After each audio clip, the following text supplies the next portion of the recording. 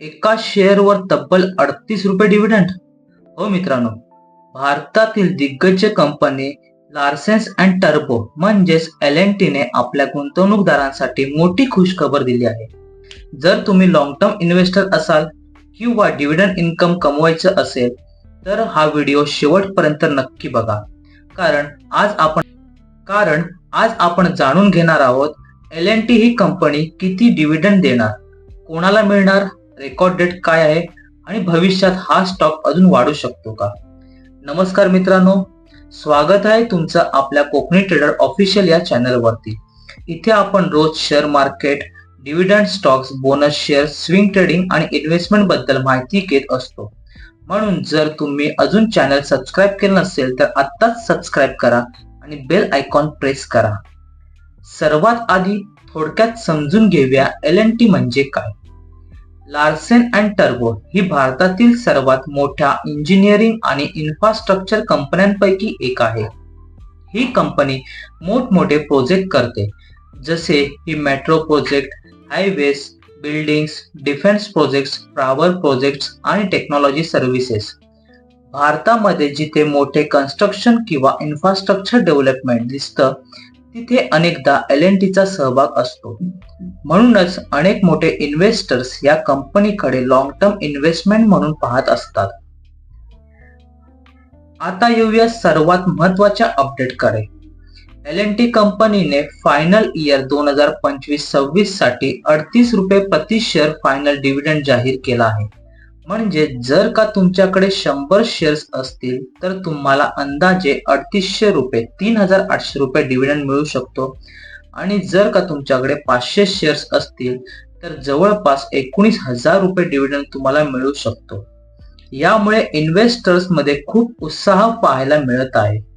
पण मित्रांनो, इथे एक महत्वाची गोष्ट समजून घेणे गरजेचं आहे. डिव्हिडंड प्रत्येकाला मिळत नाही. डिव्हिडंड मिळवण्यासाठी तुमचं नाव कंपनीच्या शेअर होल्डर लिस्ट मध्ये असणं गरजेचं आहे. त्यासाठी कंपनीने 22 मे 2026 ही रेकॉर्ड डेट ठेवली आहे. रेकॉर्ड डेट पूर्वी शेअर्स बाय करून होल्ड करणाऱ्या इन्व्हेस्टर्सना डिव्हिडंड मिळू शकतो. आता काही बिगिनर्सना प्रश्न पडेल, डिव्हिडंड म्हणजे काय. सोप्या भाषेत सांगायचं झालं, कंपनीला जेव्हा प्रॉफिट होतो तेव्हा त्या प्रॉफिट मधला काय शेअर होल्डर्सना देते त्यालाच डिव्हिडंड म्हणतात. म्हणजे तुम्ही कंपनीचे भागीदार असल्यामुळे कंपनी तुम्हाला रिवॉर्ड देते. आता सर्वात महत्वाचा प्रश्न, LNT भविष्यासाठी चांगला स्टॉक आहे का. पहा मित्रांनो, भारतामध्ये इन्फ्रास्ट्रक्चर सेक्टर खूप वेगाने वाढत आहे. सरकार मोठमोठे हायवेज, रेल्वे, मेट्रो आणि डिफेन्स प्रोजेक्ट वर काम करत आहे आणि या सेक्टर मध्ये LNT एक मजबूत मानलं जातं. त्यामुळे अनेक अनालिसिस या स्टॉक कडे लॉंग टर्म ग्रोथ स्टॉक म्हणून पाहतात.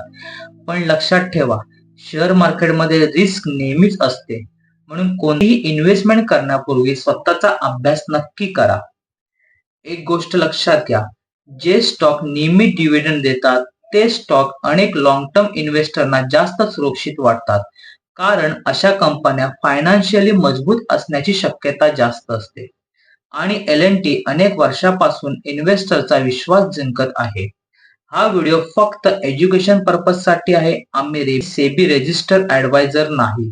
या व्हिडिओमध्ये दिलेली माहिती इंटरनेट आणि कंपनी अपडेटवर आधारित आहे. कोणतीही इन्व्हेस्टमेंट करण्यापूर्वी फायनान्शियल ऍडवायझरचा सल्ला घ्या.